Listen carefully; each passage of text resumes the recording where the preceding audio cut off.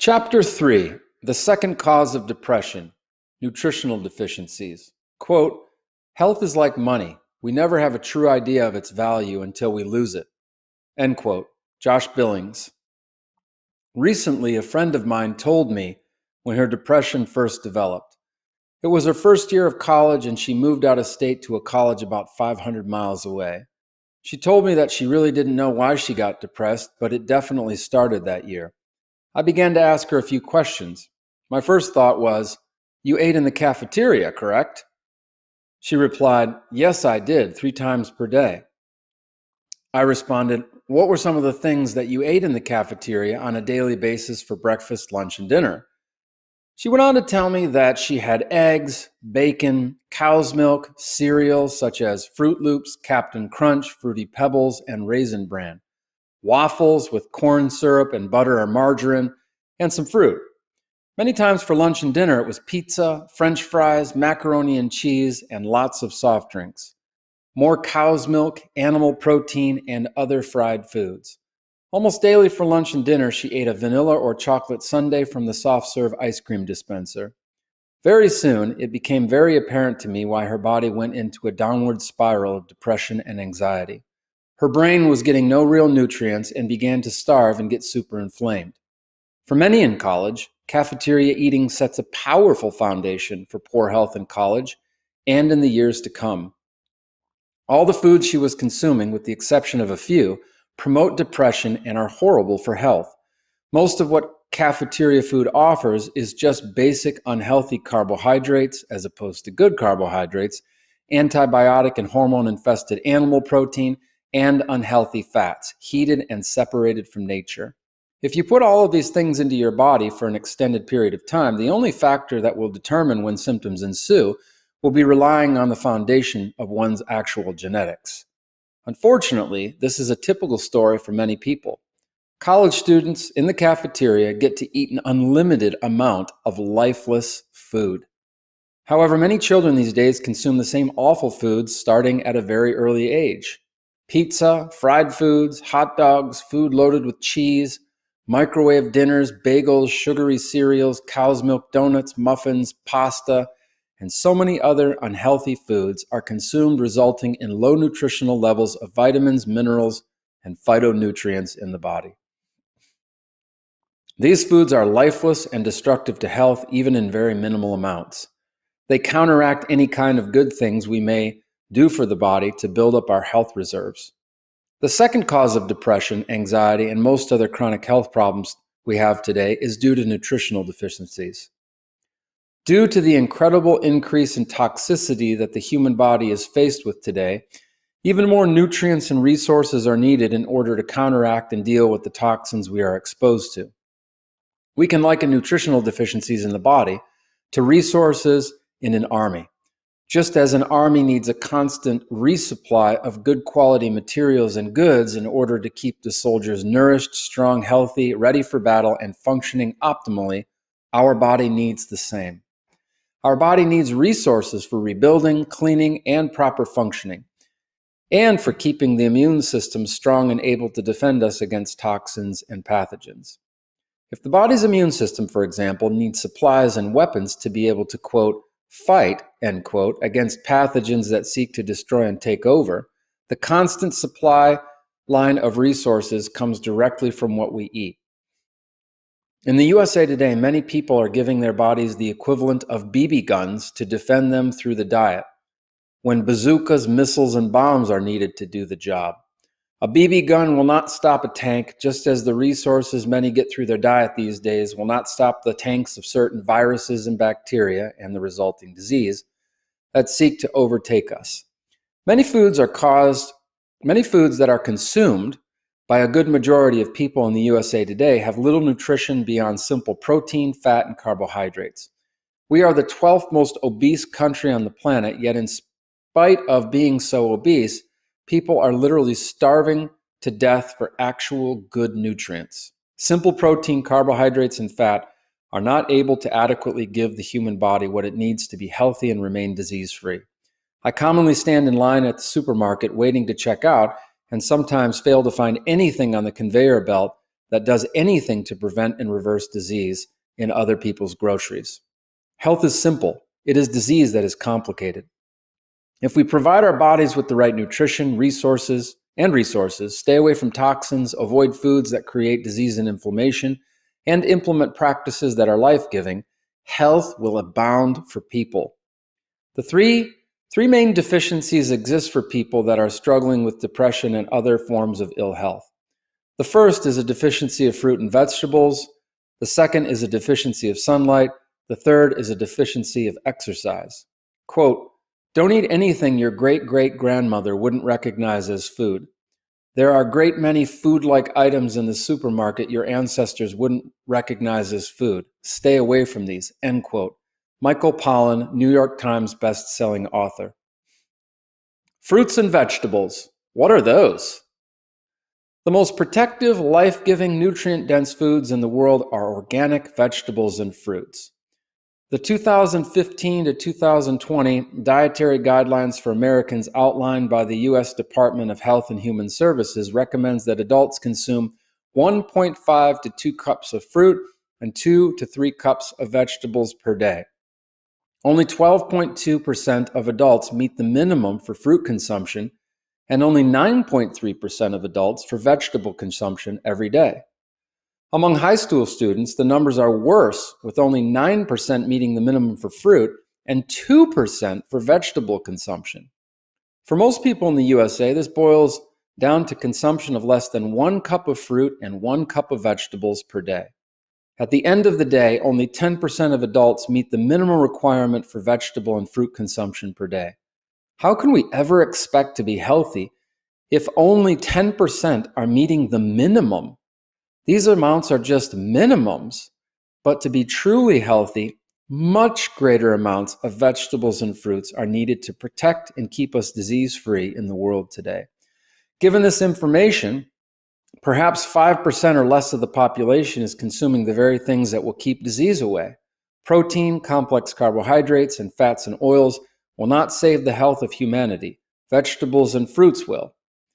With the consumption of vegetables and fruits being so low for most people in the USA today, it is no wonder chronic disease has been rising exponentially for years and will only continue to get worse with time. You cannot eat less than 1 cup of vegetables and fruits per day and expect not to get cancer, heart disease, diabetes, or depression. Having abundant vital health starts with the dietary choices that you make every single day. These dietary choices are enabled by a powerful understanding of what gives life to the body, and not by emotional responses that drive people to eat only to feel good. When eating is driven by health, not pleasure, cravings, and emotional responses, the body will respond with healing. Ironically, when you eat for health, your physical body will feel good, and these more constant feelings of vitality will begin to drown out the temporary and short-lasting, quote, high, end quote, and good feelings of eating only for pleasure. Per the recommendations above, it is recommended to have at least 2 servings each of vegetables and fruits per day for adults.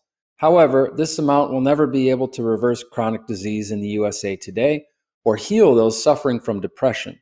It doesn't even come close to what's necessary. Physical depression is not such a difficult thing to heal from.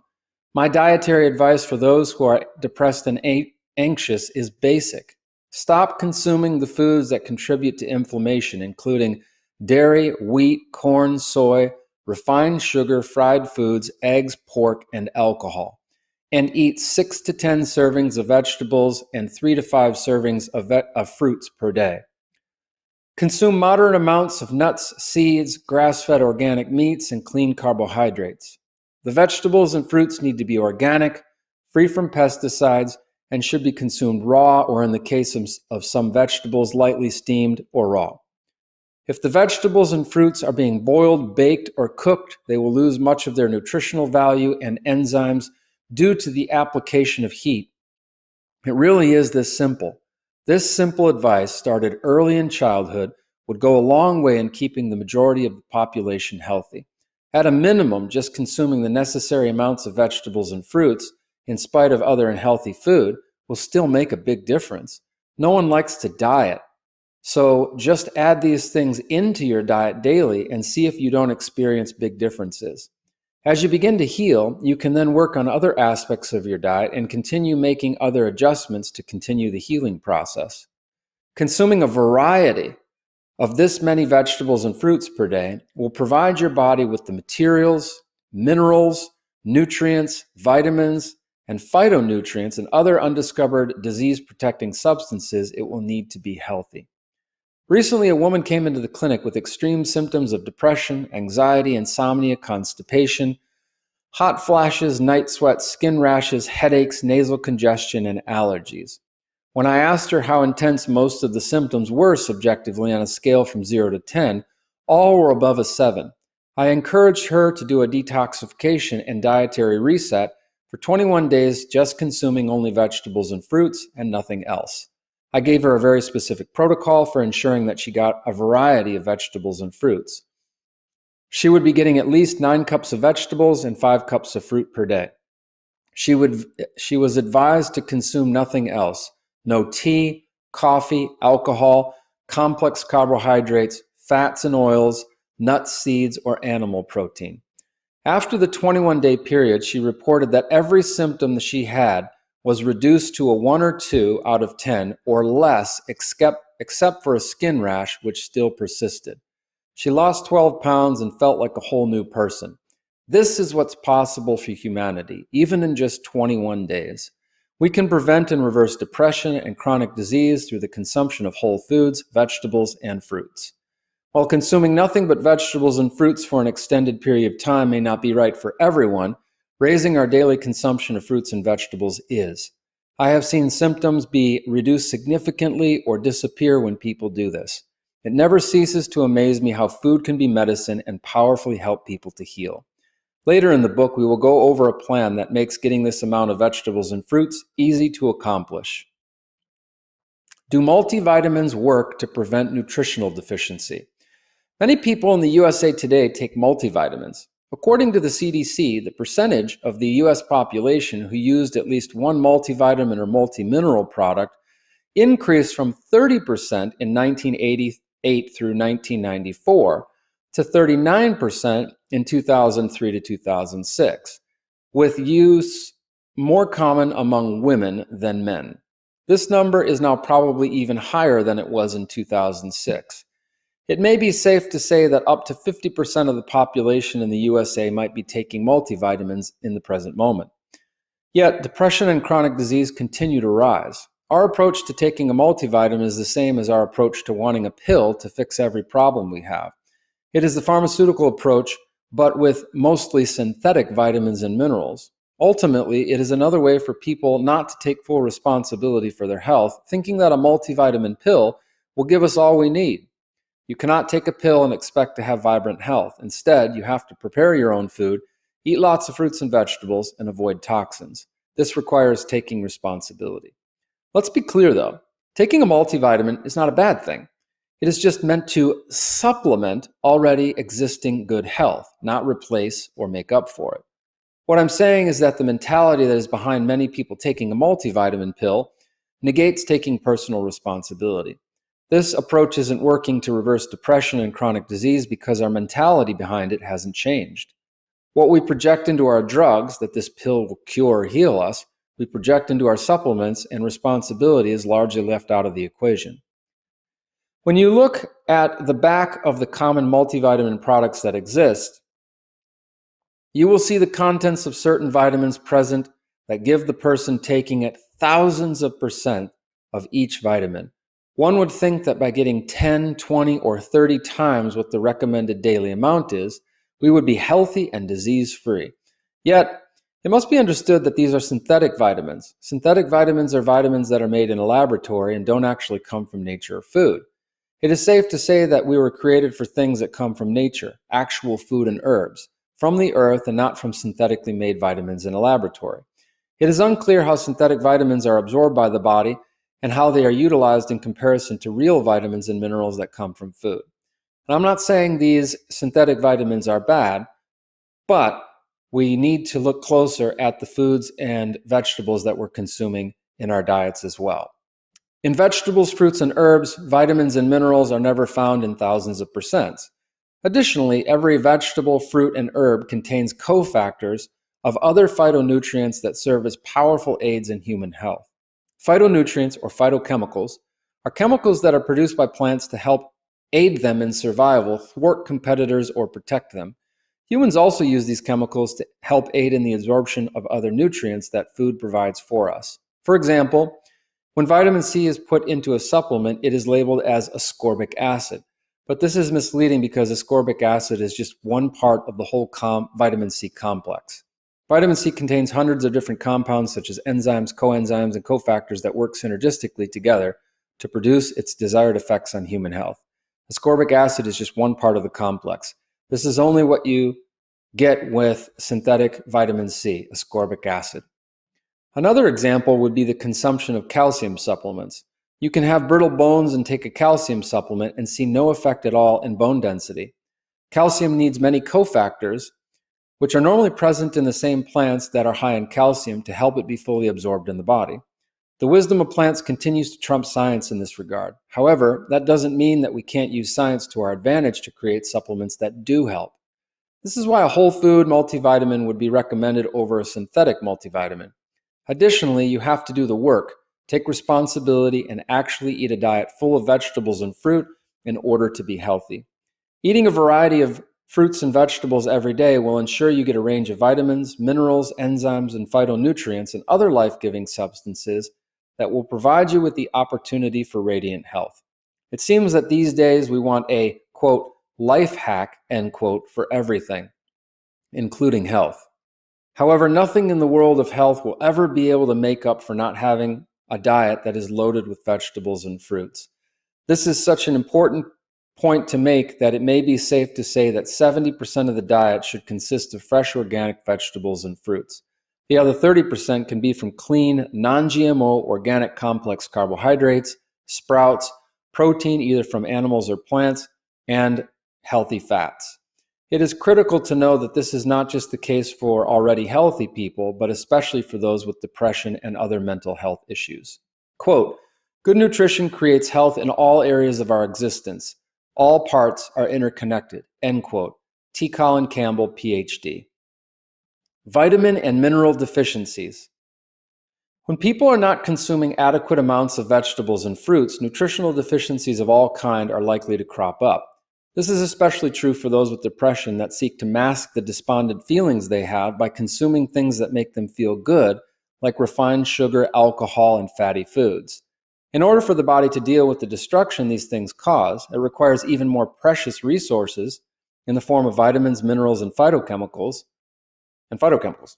Consuming alcohol, sugar, and fatty foods can create a dependence while using up even more resources that most people don't have in the USA today. Across the board, when it comes to even some of the most basic vitamins and minerals, people are deficient. These deficiencies are measured against the recommended daily amount established by the government. As I have observed, these amounts are misleading in that they are minimum amounts, but most often are not anywhere near what someone needs in order to have vibrant health. The recommended daily amount will provide you with a minimum in order to avoid getting diseases of the past, such as scurvy, but are not enough to prevent cancer, for instance. Vitamin C. Vitamin C is one of the most well-known antioxidants in the world today. It is one of the essential ingredients needed to make collagen. Collagen is a structural protein that is the most abundant protein found in mammals, mostly in tendons, ligaments, and skin. Studies have shown that vitamin C reduces the risk of cardiovascular disease, lowers the risk of death from cancer, is needed to make serotonin, reduces the severity and duration of the cold and flu, increases bioavailability of iron, and is a potent weapon for the immune system. Many clinical studies that exist that have measured vitamin C against various health conditions, with results showing that vitamin C was ineffective. However, when you look further at the data, you find that 100 to 1,000 milligrams was used in those studies. It is not surprising that nothing remarkable was found. These amounts of vitamin C are minuscule for what most people need. The government RDA, or recommended daily amount for vitamin C, is only 90 milligrams, which I'm convinced is just enough to prevent problems of old, like scurvy. Evidence supports that we need far more than 90 milligrams per day to be healthy. Vitamin C is one of the most important things needed for a strong immune system and supports hundreds of other functions in the body. Since the vitamin is water soluble, if you did take too much of it, whatever is not needed, your body will dispose of easily.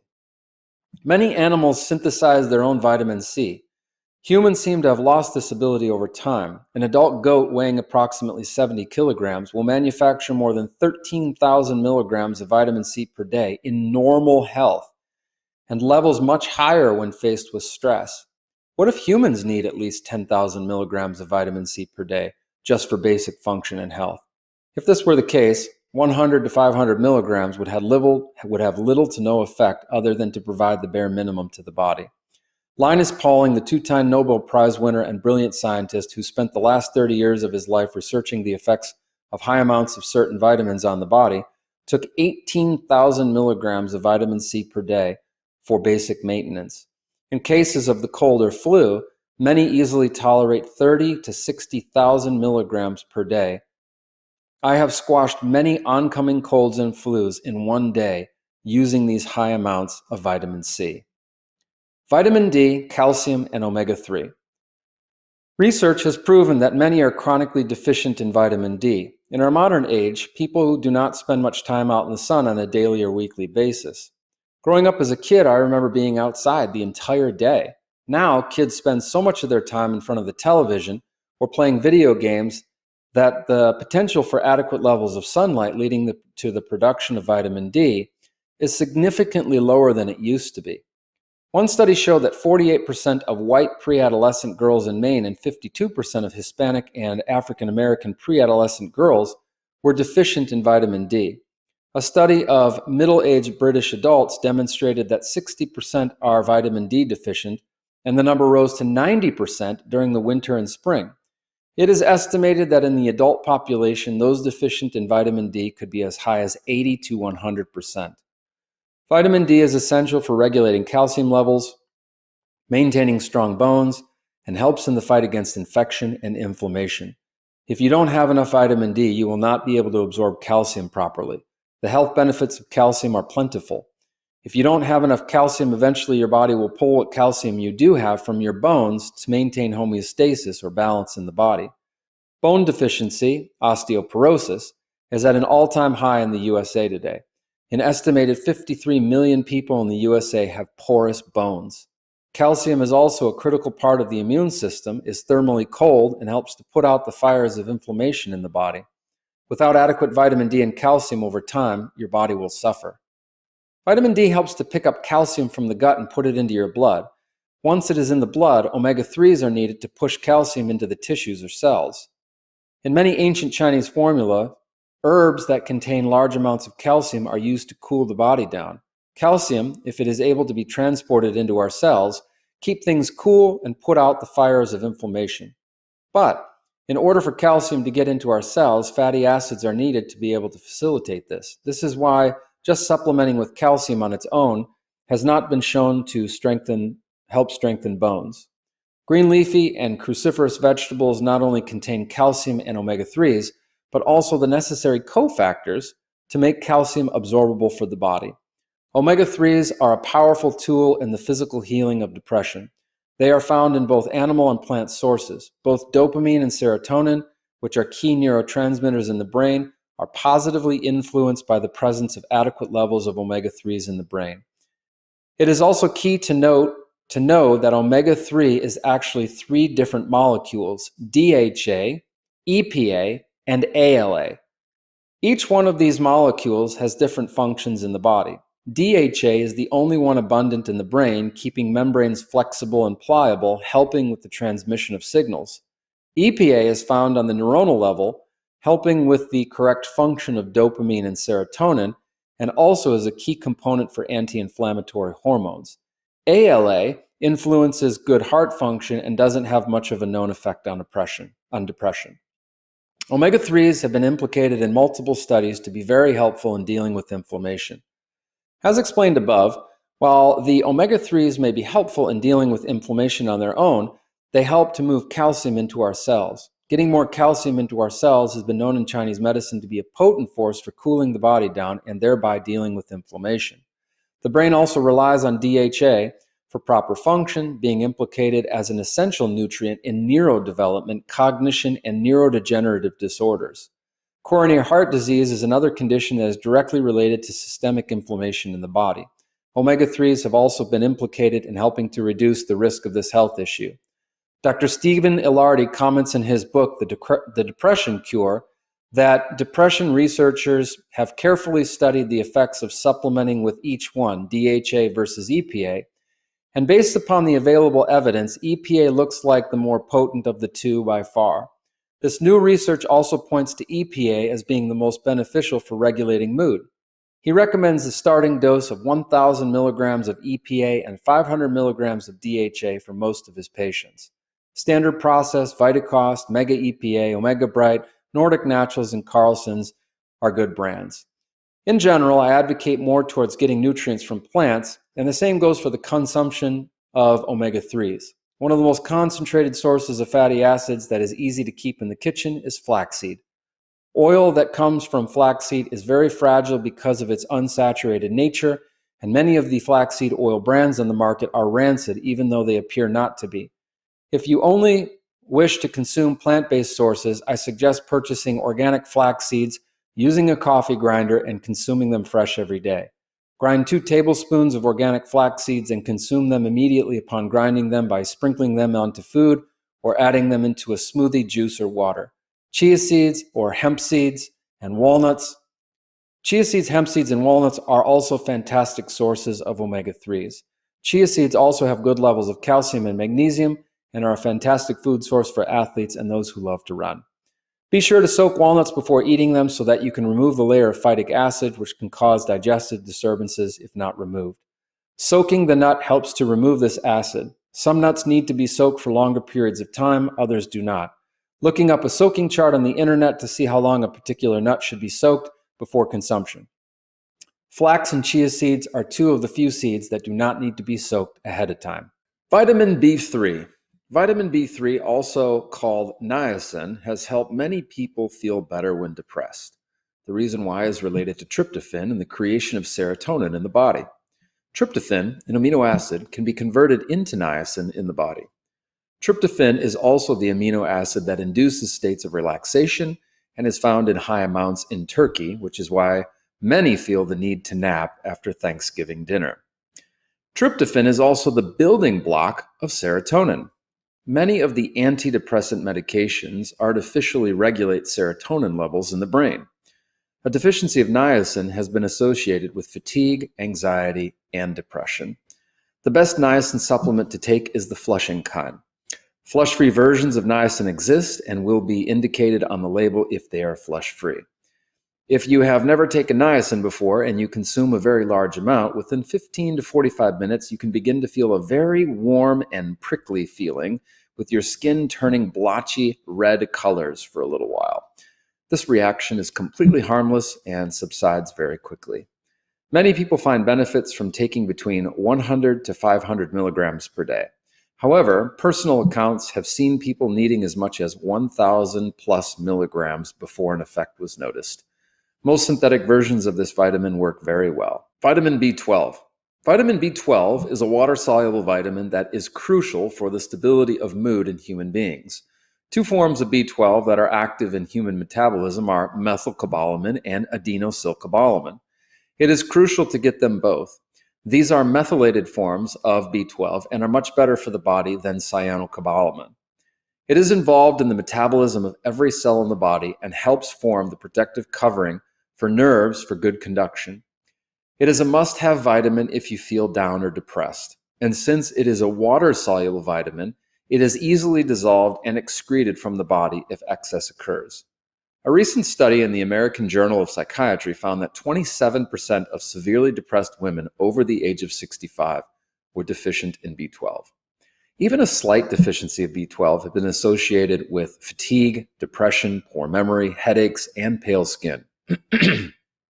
Upwards of 40% of the population may be deficient in this vitamin, and even more may not be able to absorb it due to digestive complications. Humans can produce B12 in the gut under the right conditions. However, given how deplorable digestive health is in the USA today, most people are not producing very much of or any of this vitamin. Additionally, with the low consumption of vegetables, many may not be getting anywhere close to their daily needs. One natural substance that is high in B12 and is great for vegetarians and vegans is Hawaiian spirulina. Clinically, we use Cataplex B12, which is a whole food supplement deriving B12 from natural sources. Another great form of B12 is a supplement called Vegan Safe B12. In Florida, many acupuncture physicians are licensed to give B12 injections, and many have found these injections to be very helpful. Vitamin B9, folate. Patients that have depression have been tested to have, on average, 25% lower levels of folate than healthy controls. One study shows how an antidepressant medication was enhanced through the use of simultaneously taking folate. The vitamin alone most likely has the power to make one feel better without the antidepressant and may be important to supplement if one feels depressed. Please make sure to take a methylated form of this vitamin as well. Folate is necessary in the body for the production of DNA, RNA, and metabolizing amino acids. Adequacy of this vitamin lowers the chances for birth defects and works to prevent anemia, as it is needed for the formation of red and white blood cells. When folate has been supplemented, it has been shown to enhance feelings of well-being, alleviating depression. Some foods that are high in folate include lentils, asparagus, spinach, broccoli, avocado, mango, lettuce, and oranges. Consuming a variety of foods with folate will ensure adequate levels are consumed naturally and potentiate feelings of well-being while alleviating depression. SAM-E. SAM-E is a naturally occurring compound which affects the function of both serotonin and dopamine. A 2002 review by the U.S. Agency for Healthcare Research and Quality found that SAM-E was more effective than taking a placebo and equally as effective as antidepressants. A standard dose of SAM-E is 400 to 800 milligrams per day. St. John's wort. Many have tried and benefited from St. John's wort as a way to relieve mild and to moderate depression. The only problem that is commonly seen is that many nutritional supplements in stores are made of 10% of St. John's wort and 90% fillers. Getting only 10% of this is not going to make a difference, which is why many have firsthand experience about how it didn't work for them.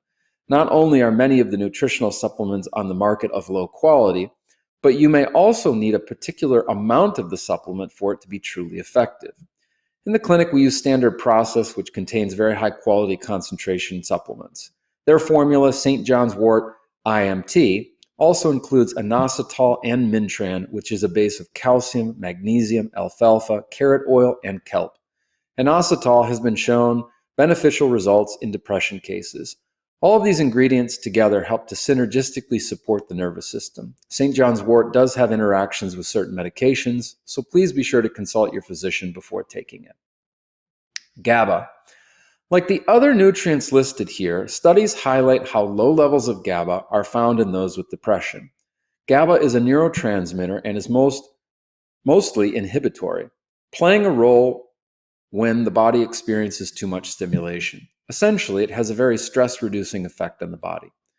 Clinically, studies on GABA are largely present. However, anecdotally, many have reported feeling better when taking GABA for certain periods of time. It has the potential to be very beneficial for anxiety, depression, and sleep disorders. A standard dose is between 200 and 1,000 milligrams per day. Other nutritional deficiencies. Selenium, an important micronutrient, has been proven to be critical for thyroid function.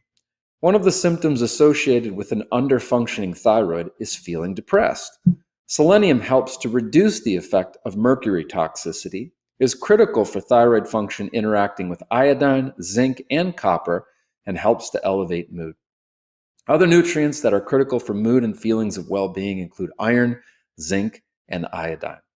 When a wide variety and large quantity of fresh organic vegetables and fruits are consumed on a daily basis, the potential for nutritional deficiencies leading or contributing to lower mood and feelings of depression lessens significantly.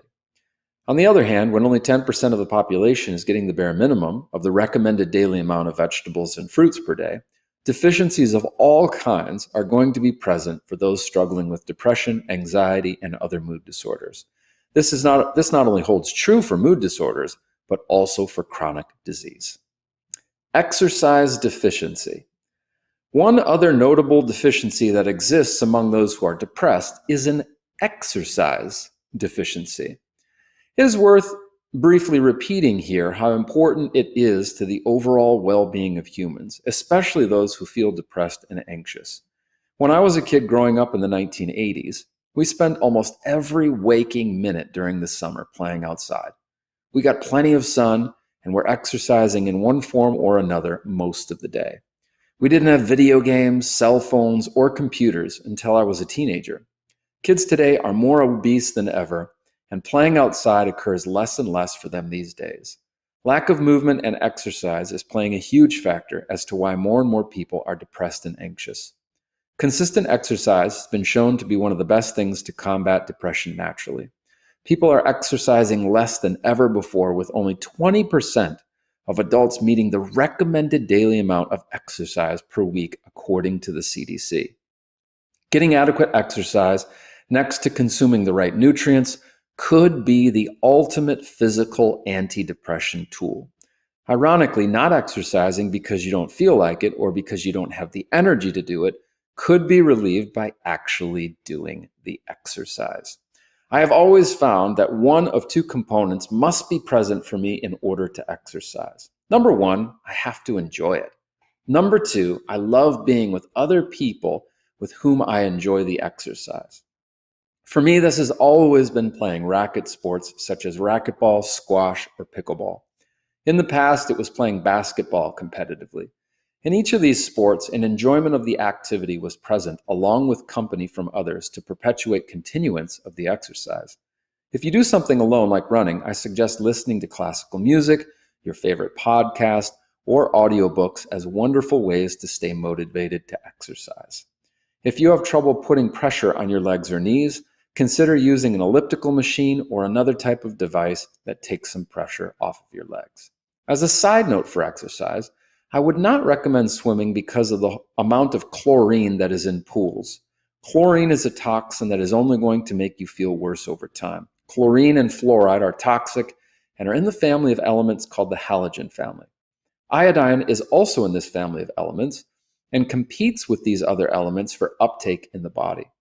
Iodine, when combined with tyrosine, an amino acid, makes thyroid hormone. It has been estimated that over 40 million people in the USA have hypothyroidism or an underfunctioning thyroid. For some reason, many people's bodies are not making enough. One of the reasons for this could be that the thyroid uptake has competition from fluoride and chlorine. 100 years ago, exposure to chlorine and fluoride was much less than today. We get exposures to chlorine in massive amounts through showering and through swimming pools. The history of how fluoride made its way into our water and personal care products, specifically associated with dentistry, is a dark one. Therefore, it is advised to avoid as much exposure to chlorine and fluoride while making sure you get adequate amounts of iodine from organic sources. The body has 4 ways to get rid of toxins: through urine, feces, breath, and the skin. The skin is the main sensory organ of the body. It is critical to exercise and sweat. Sweating within 5 to 10 minutes of exercising is highly recommended. By sweating, your body will be able to start ridding itself of toxins. Many people are chronically dehydrated, are constipated, and don't sweat. As a result, toxins begin to accumulate in the body, which leads to inflammation and chronic disease. Drink plenty of water, make sure you are moving your bowels 1 to 2 times per day, and sweat at least 3 to 5 times per week with a good form of exercise. Professors from the University of Toronto have compiled and analyzed over 26 years worth of scientific research, concluding that even moderate levels of physical activity, like walking for 20 or 30 minutes a day, can ward off depression in people of all ages. The whole point is to find something you love and do it consistently. Other people will help you to be more comfortable if you play group sports or participate in group activities. The whole point is to get moving. Move, even if you don't like it. If you watch an hour or two of television at night, do so with an exercise bike in front of the television. The bottom line is that exercise makes people feel good. Health is a collection of habits, the right habits, done consistently for the rest of life, including exercise. Summary. Depression is a huge problem plaguing many people in the world today. The pharmaceutical model of taking a drug to heal is not what is going to cure people of depression, anxiety, or other chronic health problems. The root of most chronic health problems boils down to three things: nutritional deficiencies, environmental toxins, and negative emotions or stress. It just makes logical sense that we cannot continue to expose our body to hundreds of toxic chemicals and metals day after day and not expect to suffer the consequences in the future. Children are suffering even more chronic health problems today as well because of the toxins and deficiencies they inherit from unhealthy parents. In other words, we are seeing children get sicker much earlier in life. The bank account of health that their parents had is becoming empty, and kids are inheriting big health debts today. People will not be able to heal if they are not eating adequate amounts of nutrients. People know that they should eat well, but as we have seen, much of what is consumed and deemed to be healthy is actually very toxic. People also know that they should exercise, yet people continue to do things they know that are not healthy for them. Even after you have read these chapters, will you completely stop consuming dairy, wheat, sugar, soy, corn, fried food, eggs, pork, caffeine, alcohol? Will you really be convinced at how horrible these foods are and the damage they are causing in the world today? Will you buy organic skincare products and stop polluting your skin? Will you drink clean, filtered water? Will you stop buying bottled water and wasting plastic? Will you find an activity that you love to do and consistently exercise? Will you start taking good quality organic whole food supplements to start giving your body a chance to heal? Will you detoxify your life and cleanse your physical body in order to heal from depression and anxiety? Many people in the world have a good idea about what they should and should not do in life in order to be healthy. These last couple chapters should have made this much clearer. Yet, will simply knowing this information really make a difference? Will this information motivate you to implement habits to transform your life? Those dying from lung cancer often continue to smoke. Those who are obese are told by their doctors that they need to exercise but still do not. Those addicted to sugar will continue to eat sugar even though they know it is damaging their health. People transform their lives only through changes in consciousness or being. Consciousness deals with how things are transformed in our life and where real changes get made. Consciousness involves the very core of our being.